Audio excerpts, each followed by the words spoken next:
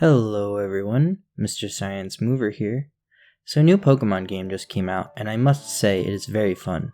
As a speedrunner though, any game is a potential new candidate, and this game just happens to have a short challenge with a timer in the top left corner.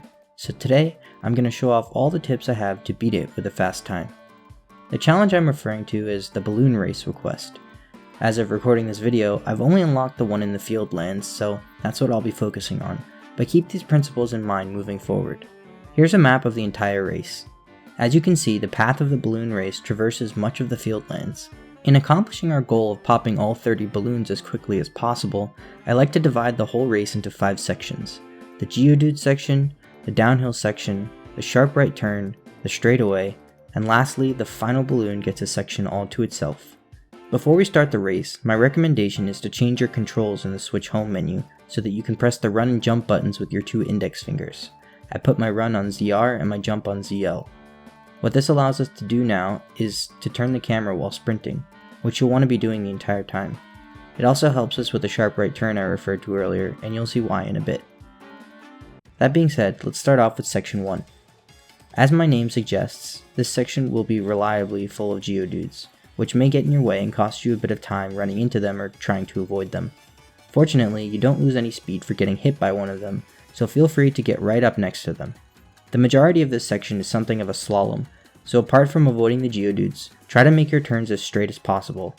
Weirdeer can pop these balloons without even touching them, so push your lines for a better time. Section 2 heads into the downhill.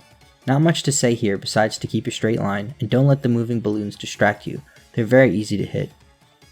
Section 3 brings us to the choke point in our run, the sharp right turn. As I mentioned earlier, you'll definitely want to be able to turn your camera here. The camera doesn't always follow behind you, so if you don't turn it manually, you'll be running blind. Again, you'll want to take this turn as tight as possible, so as soon as you hit the first balloon of the section, hold straight right on both sticks and you'll set up perfectly for the next section. Then we have the straightaway. Again, not much to say here besides staying straight. Know your moving balloon cycles and how tight you can take your tiny turns on each. Other than that, just try not to hit any trees. After popping 29 balloons, we come to the final balloon. This one's a special one. All other balloons can always be popped. That is, whenever you get to them, you can just reach out and pop them when you're ready. This last balloon, however, is not like that. At certain points in its cycle, it goes just out of reach of Weirdeer's jump. If you reach the balloon at this exact moment, you'll barely miss the balloon with the top of Weirdeer's antlers. It's very hard to measure this ahead of time, honestly, but it's something to be aware of.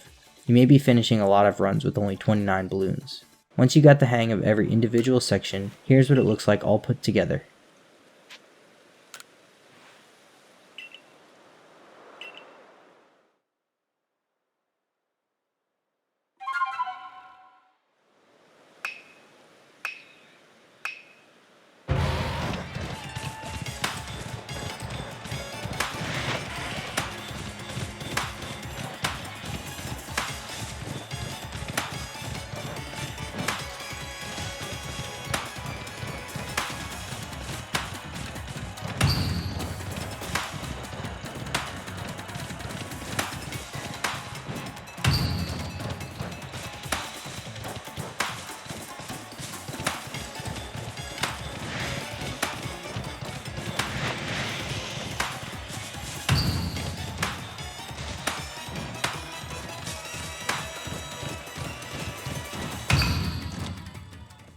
And with that, I've snagged myself a time of 40.94 seconds.